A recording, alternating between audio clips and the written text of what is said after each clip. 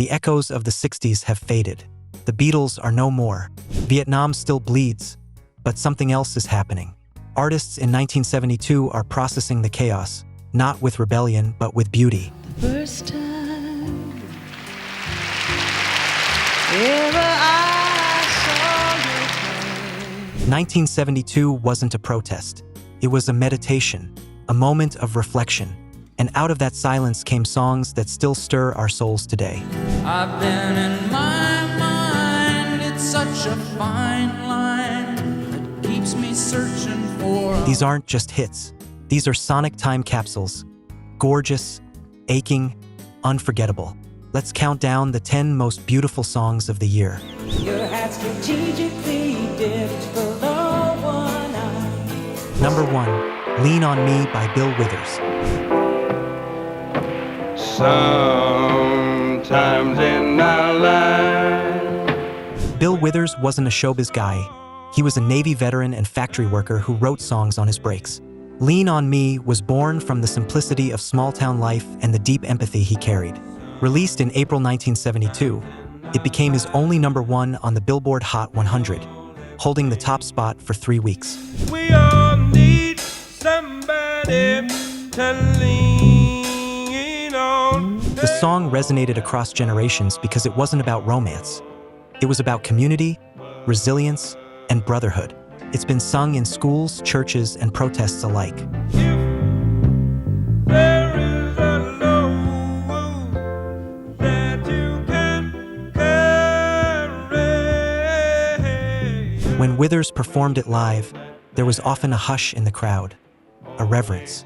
Quincy Jones once said, "Bill doesn't just sing songs, he speaks to them." Sometimes in our life, we all have sorrow. And Lean on Me felt like a conversation with someone who truly cared. In 1987, Club Nouveau's more upbeat cover brought it back to number 1, showing how timeless its message really is. But Withers' version, that's the original gospel, just piano, soul, and truth. If there is a load. Number 2, Let's Stay Together by Al Green. So in love with you, whatever you want to do. Let's Stay Together wasn't just a hit, it was a cultural heartbeat. Though released in November 1971, it dominated airwaves through 1972, reaching number 1 on the Billboard Hot 100 and staying there for 9 weeks on the R&B charts. I'm so in love with you, like whatever you want to do. Al Green's silky falsetto combined with producer Willie Mitchell's tight Memphis groove created something impossibly smooth. The opening line, I'm so in love with you, is practically musical velvet. It's alright with me, 'cause you make me feel so brand new. What's wild is that Green initially resisted recording the song. He didn't think it was strong enough. Good thing Mitchell convinced him otherwise. I want to spend my life with you. The song became a defining track of the decade and an eternal slow dance favorite. It even earned new life in 1994 when Quentin Tarantino used it in Pulp Fiction, giving it yet another generation of fans. I want to spend my life with you. And when Barack Obama sang the first few lines at a fundraiser in 2012, it made headlines worldwide. That's staying power. That's soul. Since we've been together, ooh, loving you forever. Number 3, Rocket Man by Elton John. And I'm gonna be high. Elton John and Bernie Taupin had already proved they could write hits, but Rocket Man was something else.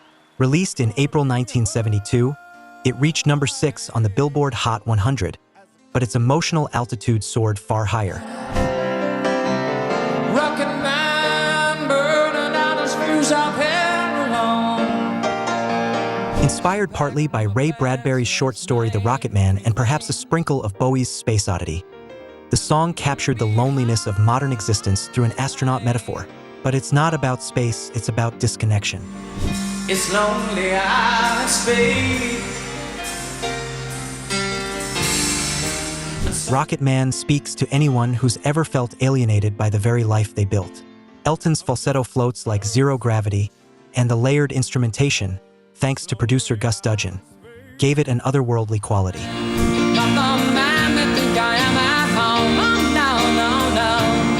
It became a staple of his live shows, often delivered with dramatic lighting and extended piano flourishes. Decades later, it inspired the title of his biopic. And when NASA sent a Mars rover in 2021, guess what song played in Mission Control? You got it.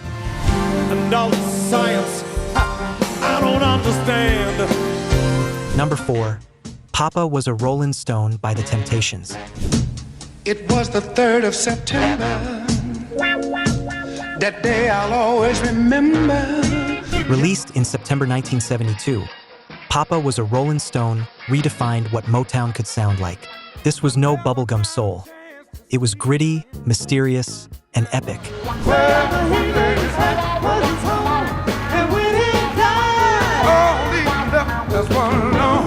The full album version ran 12 minutes, featuring a nearly 4-minute instrumental intro.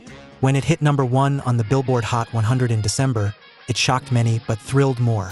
But bad things about him, Mama, I'm depending on you. The Temptations, known for their polished harmonies, delivered raw verses exploring the pain of absentee fathers and broken homes. That moody bass line by Bob Babbitt is legendary, and the production by Norman Whitfield set a new bar for soul music as art. I looked at my mother and I said, "Hey, Mama, is it true what they say that Papa never worked a day in his life?" At live shows, it wasn't uncommon for the band to stretch it into a full performance piece. The song also won 3 Grammys, including Best R&B Vocal Group Performance.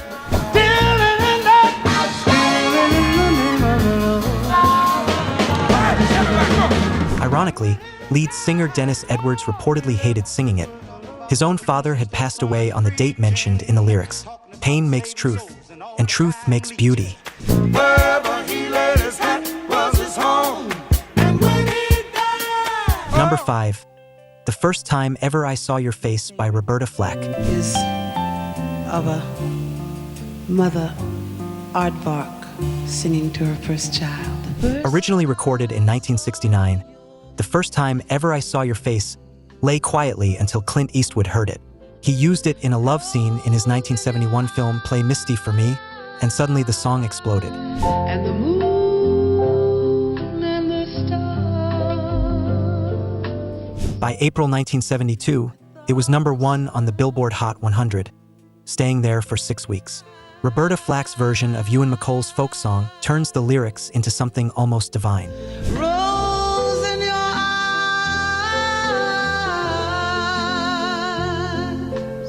Her delivery is so slow, so deliberate that it stretches time.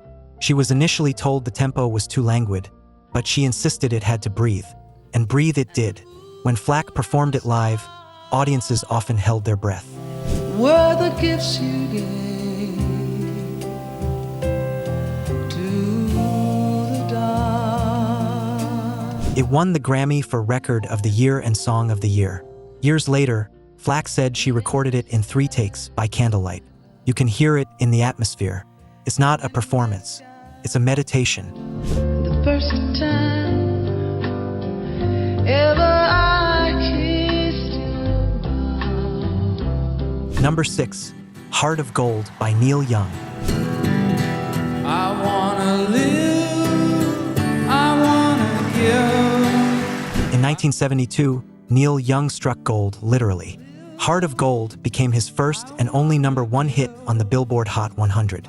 I've been a miner for a heart of gold. But what makes this folk rock ballad so enduring isn't chart success. It's soul. Recorded in Nashville during a period when Young was recovering from a back injury and couldn't play electric guitar, the acoustic vibe was born from limitation. I went to Redwood, I crossed the ocean for a heart of gold. But it worked. Backed by James Taylor and Linda Ronstadt on harmonies, Heart of Gold feel stripped down to bone and truth. I've been to Hollywood, I went to Redwood. Young sings like a man digging through emotional gravel in search of something. Someone pure. Bob Dylan famously bristled at how much it sounded like him. "That's me if I ever heard me," he once said. But that was part of the charm. Young channeled a kind of universal longing. I've been in my mind, it's such a fine line that keeps me searching for. This wasn't the anthem of a rock god.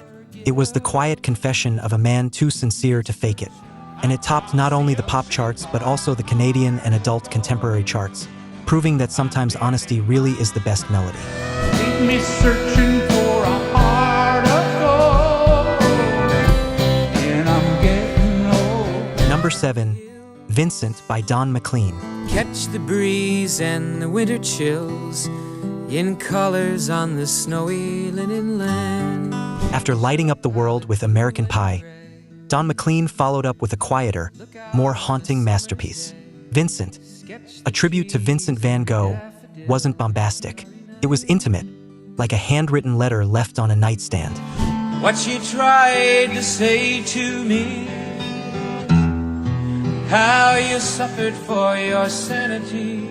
Released in 1972, it reached number 12 on the Billboard Hot 100 but climbed all the way to number 1 in the UK.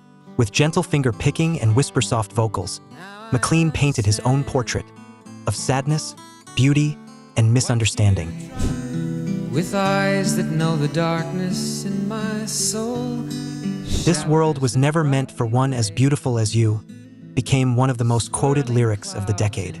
What many don't know is that McLean wrote the song after reading a biography of Van Gogh and being moved to tears. Sketch the trees and the daffodils, catch the breeze and the winter chills. He recorded it in just one take. It wasn't just a tribute to a painter. It was a song for every misfit and misunderstood soul. How you suffered for your sanity. Vincent became a favorite at memorials and quiet gatherings, and it's often cited as one of the most beautiful songs ever written. Van Gogh used color. McLean used sound. Both captured pain and turned it into art. Colors changing hue, morning fields of amber grain. Number 8, You're So Vain by Carly Simon. You had one eye in the mirror. Few songs have inspired more gossip, speculation, and raised eyebrows than Carly Simon's You're So Vain. Released in December 1972, it hit number 1 in early '73 and stayed there for 3 weeks. Your head strategically dipped below one eye. Your starfit was apricot. But its buzz was instant. Everyone wanted to know, who was it about? Warren Beatty? Mick Jagger? Fun fact, Jagger actually sings uncredited background vocals on the track. You watched yourself go out, and all the girls dreamed that they. Carly never fully spilled the tea, which made it even juicier. But the mystery only added to the song's power. Lush orchestration, that sneering lyric. You probably think this song is about you. And Simon's razor-edge delivery made it an instant classic. It wasn't just a breakup song. It was a power move. You had one eye in the mirror as you watched yourself go by. Simon, in a male-dominated industry, flipped the narrative. She wasn't the jilted lover. She was the one calling someone out. The brilliance is how the song sounds elegant, even glamorous, while delivering absolute lyrical shade. So close your eyes. You can close your eyes. You're So Vain gave voice to a generation of women who were done playing nice, and it still slaps today. You're so vain that you think this song is about you. Number 9, Superstition by Stevie Wonder. Very superstitious. Writings on the wall. It starts with a clavinet riff so funky, so infectious, it practically invented a new genre. Superstition wasn't just Stevie Wonder's return, it was a reinvention. Let us bound to fall. That ain't my thought, baby. Released in late 1972 and hitting #1 on the Billboard Hot 100 in January 1973, the song showcased Wonder as not just a singer or pianist, but a full-blown innovator. At 22, he played most of the instruments himself. Let us spark to fall. 13-month-old baby. That riff, that was Wonder on the Hohner clavinet, creating a jagged groove that still gets sampled today. Lyrically, Superstition is more than funk. It's philosophy. 13-month-old baby. It warns against irrational beliefs, while slyly nodding to the very superstition of blaming fate. Originally written for guitarist Jeff Beck, who helped craft the riff, Wonder kept it for himself when Motown execs realized how good it was. 7 years of bad love. Things in the past. At live shows, the song turned into a jam session of joy and virtuosity. With its mix of social awareness and straight-up funk brilliance, Superstition was a lightning bolt. Still is. Superstition ain't the way. Yeah. Number 10, Alone Again Naturally, by Gilbert O'Sullivan.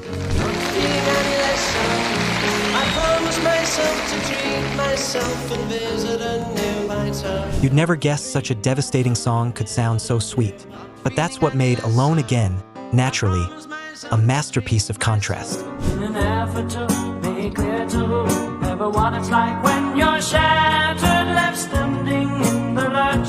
Released in 1972, it climbed to #1 on the Billboard Hot 100 and stayed there for 6 weeks. Gilbert O'Sullivan, with his neatly cropped hair and boyish face, looked like a sitcom character.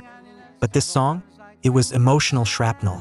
If I'm not feeling any less sad, I promise myself to treat myself and visit a nearby tower. In 3 minutes, he sings about being left at the altar, the death of both parents, and existential loneliness. The melody is light, almost whimsical, but the lyrics, they ache, and people felt it.